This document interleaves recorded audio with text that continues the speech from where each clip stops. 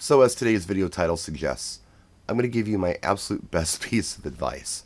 I'll have wedding clients who tell me in the planning process that they absolutely, under no circumstances, want to hear the electric slide at their wedding. And I understand where they're coming from. Maybe they've been to a dozen weddings in the last 2 years, and what all those weddings have had in common is the DJ has played the electric slide. They want something unique. They want you, the DJ, to do something different than you did last week. So they feel like if they pull the electric slide out of the equation, it's going to force you to give them something different than you did for your client the week before. I get it. I also get the Aunt Betty factor. This is a fictional character that I talk about a lot. Aunt Betty is probably in her early 60s. She's single. She has a cat. She's still working. She lives in Kalamazoo, Michigan, which is, we're going to assume, not where you live. So Aunt Betty's coming to your wedding. She's got to get a cat sitter. She's got to take off work. She's got to either rent a car or get a flight. She comes to town. She gets a hotel room, and she's bought you a gift. And she's very excited about attending your wedding. Aunt Betty loves the electric slide. That's the pay dirt for her, is to do the electric slide at every event that she goes to. Well, what if Aunt Betty requests the electric slide? Do I tell her no? I have to ask my clients this in a roundabout sort of way, and I'll get a few different responses. Sometimes they'll say things like, oh, well, if somebody requests it, that's fine. Sometimes they'll say, if somebody requests that song, have them come talk to me, which I'm glad to do. And other times they'll just hardline it and say, absolutely under no circumstances do I want you to play the electric slide. Essentially what I've done is I've tried to put myself in everybody's place before taking a hard line on the electric slide one way or the other. I mean, maybe nobody requests it, right? I did an event this weekend, and it was more of a, let's say, rural audience. They were from some more remote parts of the country. They weren't used to going to events like this, but they did know the electric slide, and I played it, and it was a big hit. By the way, the client that I worked with last weekend had no opinion on the electric slide when we were putting the timeline together.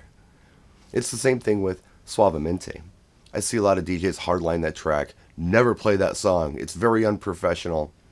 If I put myself in their place, what I think is happening is they're thinking to themselves, the only Latin track this DJ must know is Suavemente. So if we take that track out of the equation, they'll be forced to learn others and do something different. I get that. Now, on the other hand, I do a lot of Latin events. And the reason I do them is because I do pretty well with Latin music, whether it be Puerto Rican or Dominican or Colombian or Mexican. It doesn't matter what it is. They all have something in common, though. Suavemente is actually a requested track. I'll wait until it's requested, just on general principle, just to prove a point. And it's always one of the biggest tracks of the evening. So what am I supposed to do? Deny my clients and guests the one track that they want to hear because some DJ on social media made a real hardline statement about it? In my last Q&A video on the gig log that I did on Saturday, food came up. I ate. There are hardline DJs who say things like, I never eat at events, it's very unprofessional. There are other DJs who say, I eat at every event, it's in my contract. Who's right? I don't think either one of them are right. I think it's a case-by-case situation. Sometimes it's appropriate, sometimes it's not.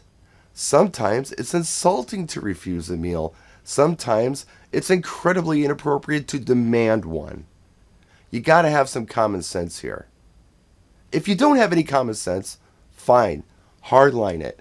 If you can't discipline yourself and you can't figure out when something is or is not appropriate, maybe the hard line's for you. But to suggest that everyone takes your hard line and anyone who doesn't is unprofessional or they're doing it wrong is foolish to even suggest. Now, I do have a hardline opinion on something, and that's drinking at events. But I've got reasoning behind it, and I'm not going to shame anybody for not taking my hardline stance on this, but I'll explain it. There are some DJs who say never drink at events because it's unprofessional. They don't really take it any further than that. There are others who say things like, well, a cocktail or two at an event will loosen me up and I put on a better performance. Here's why I hardline the no drinking at events. First of all, if you know me personally, it takes everything I have to walk in a straight line. Why would I do anything to hinder that? But no, this goes way back. This goes back to my club days in the 90s. This is what a manager explained to me. If someone comes up to you drunk and picks a fight and the police get involved, the cops will come and remove that person as long as you are sober and you don't have any alcohol in your system. If the customer has alcohol in their system and you have alcohol in your system, you're both getting hauled off. That's all I needed to hear. It makes total sense. It doesn't matter what happened. If somebody has alcohol in them, they're at fault. It's like a car accident. Whoever's been drinking, they're automatically at fault. Whether they really were in reality or not, they've been drinking, they're at fault. It's like that at a gig. So that's why I hardline on that. But I'm not going to shame anybody who has a cocktail. Whatever, man. I'm not here to do that. Now, on the other hand, there are things that I was hardline on, but now I'm not. I've changed my mind. One example would be edited tracks at events. Always play edited tracks at events. Why would you play anything else other than an edited track? By default, that's what I do. I play the edited version of a song. But this year, I've changed my mind. There are some events, and there are some audiences who want the unedited versions of songs. But I'm using common sense with this, understand. I'm not just throwing them out there.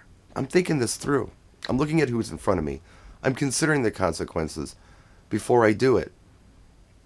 And I'm not going to tell a client no. If a client wants something specific, who am I to be the moral cop?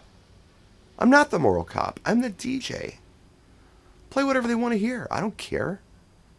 So it's not as cut and dry as it used to be. That doesn't mean I'm going to go into a junior high school and play the unedited version of WAP. It doesn't mean I'm going to go into every wedding and play the unedited version of WAP. It just means under certain circumstances, maybe it's okay to do those unedited tracks, especially when they're specifically requested and you have that audience in front of you.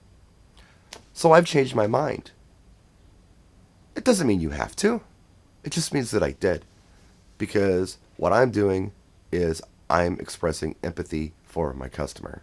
Those are their wishes. That's what they want. And who am I to deny them? Just because I feel a certain way about things doesn't mean that everybody else has to. There are other things to consider.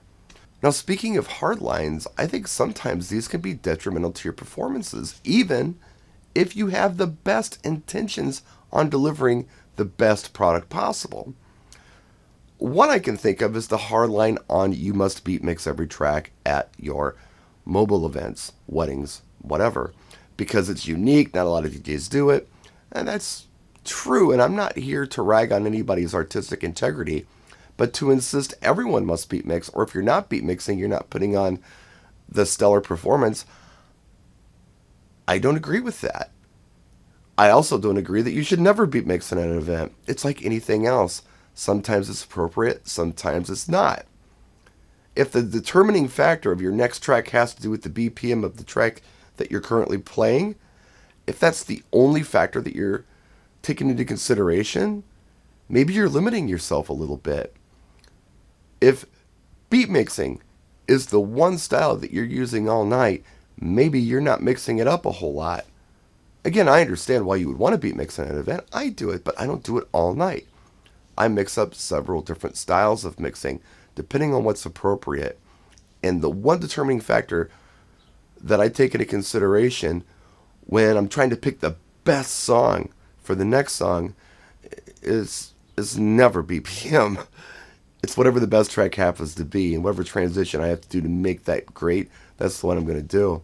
Some always play remixes. Some never play remixes. Come on, guys.